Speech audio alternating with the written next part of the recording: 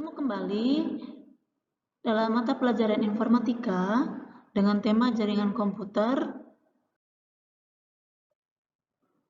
Kompetensi dasar yang akan kita pelajari mengenal konektivitas internet melalui jaringan kabel dan nirkabel.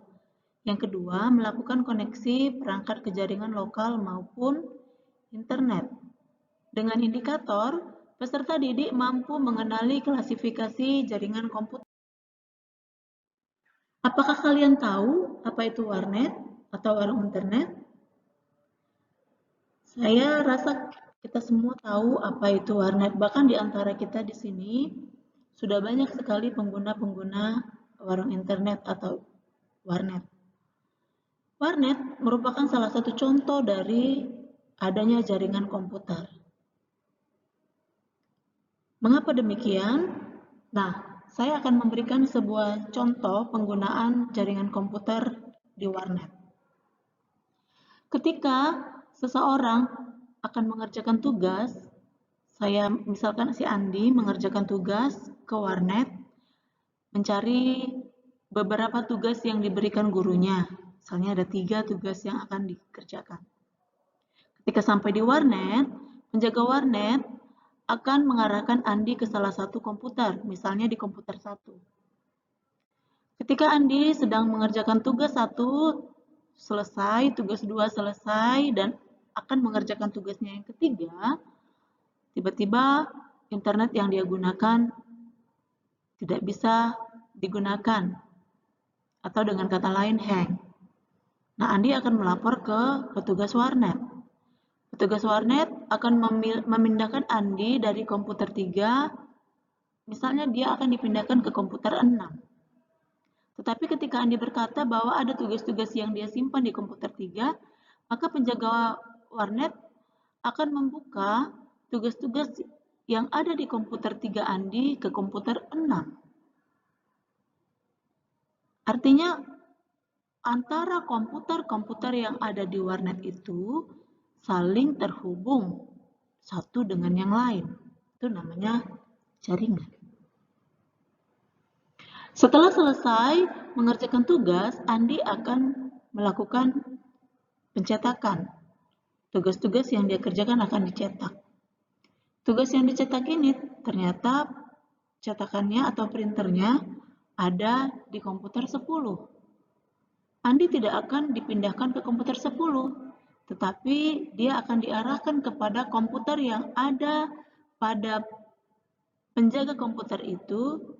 Melalui penjaga komputer, dia akan mencetak tugas yang sudah dikerjakannya.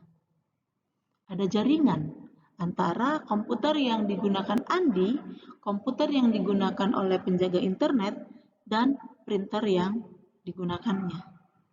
Sehingga satu dengan yang lain saling terhubung. Dalam jaringan komputer, kita mengenal ada client server. Client server itu istilahnya adalah komputer client dan komputer server. Komputer server berfungsi sebagai penyimpan media dari komputer klien. Jadi komputer server akan memberikan jaringan kepada komputer server dan kepada komputer klien. Dan komputer klien itu menerima data dari komputer server. Jadi kalau misalnya tadi kita istilahkan di warnet, komputer klien itu adalah komputer-komputer yang ada di warnet. Komputer 1, komputer 2, komputer 3 yang saling terhubung itu adalah komputer klien. Komputer servernya itu biasa ada di dekat penjaga warnet. Jadi pada komputer server, dia sebagai kontrol pada komputer-komputer klien. Jadi di komputer server bisa melihat kegiatan-kegiatan apa, data-data apa yang diambil di komputer-komputer klien. Makanya ketika si Andi kehilangan koneksi internetnya di komputer 3, maka penjaga warnet akan memindahkan data-data yang ada di komputer 3 ke komputer 6 supaya si Andi bisa melanjutkan pekerjaannya dalam mengerjakan tugasnya. Nah, karena ada jaringan komputer di sana. Jadi, kalau kita lihat gambar di sini, komputer server akan memberikan dan menerima data dari komputer klien. Komputer klien itu penerima data dari komputer server. Nah, konsep jaringan komputer. Jaringan komputer atau komputer network merupakan sekumpulan komputer yang dihubungkan melalui media fisik atau non-fisik dan software yang memfasilitasi komunikasi antara komputer-komputer tersebut. Jadi kalau kita lihat di sini gambarnya komputer 1, komputer 2, komputer 3, dan komputer utama. Komputer utama ini sering disebut komputer server. Komputer 1, komputer 2, komputer 3 ini disebut dengan komputer klien. Nah, apa manfaat jaringan komputer? Yang pertama, resource sharing. Agar seluruh program, peralatan, khususnya data dapat digunakan oleh setiap orang yang ada pada jaringan tanpa terpengaruh oleh lokasi dan pemakai.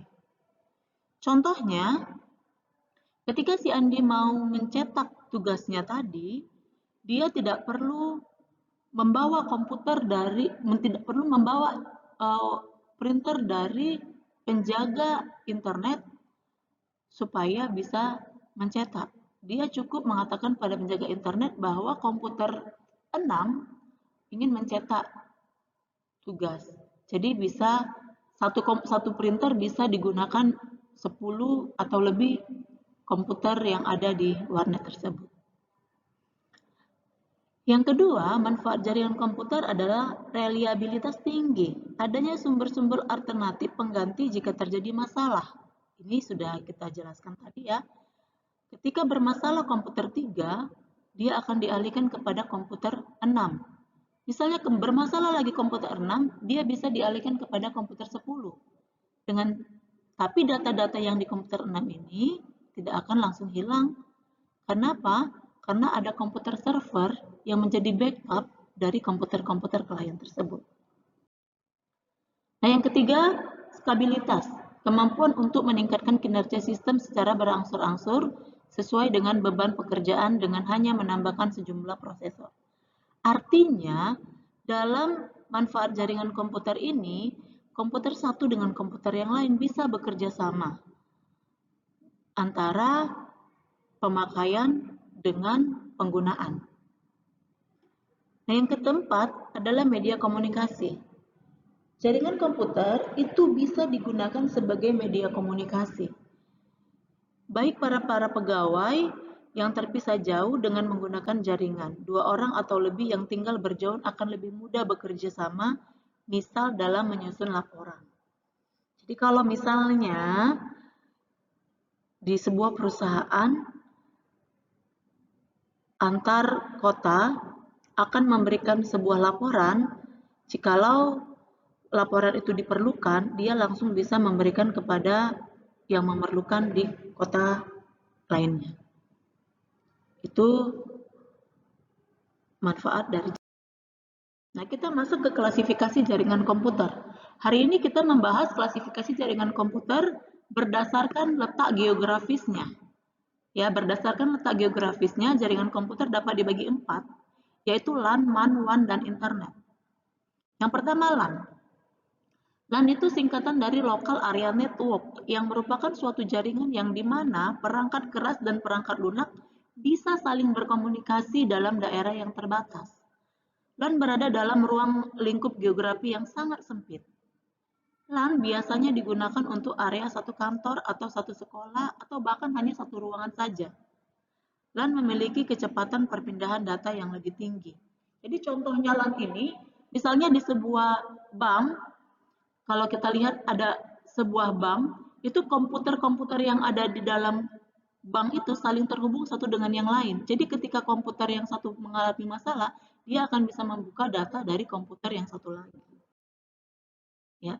Klasifikasi jaringan komputer LAN kita bisa lihat beberapa penggunaan media di sini, ada printer, kemudian ada laptop, ada personal komputer, ya, digunakan secara bersama. bersama-sama.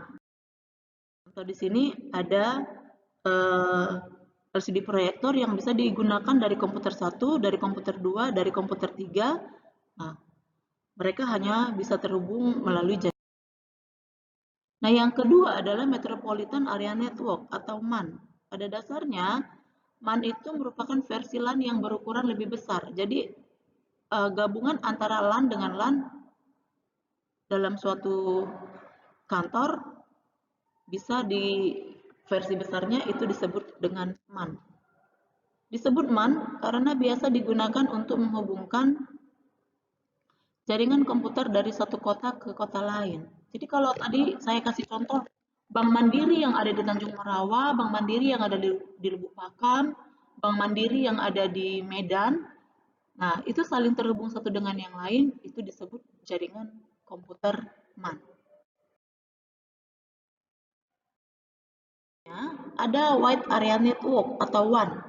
WAN adalah sebuah jaringan yang memiliki jarak yang sangat luas. Kalau tadi antar kota, kalau MAN tadi adalah antar kota, kalau WAN ini sudah antar negara atau antar benua. Makanya disebut karena radiusnya mencakup sebuah negara dan benua. WAN menggunakan sarana fasilitas transmisi seperti telepon, kabel bawah laut, ataupun satelit. WAN juga bisa diartikan sebagai gabungan dari jaringan LAN dan jaringan MAN yang dipisahkan oleh wilayah geografis.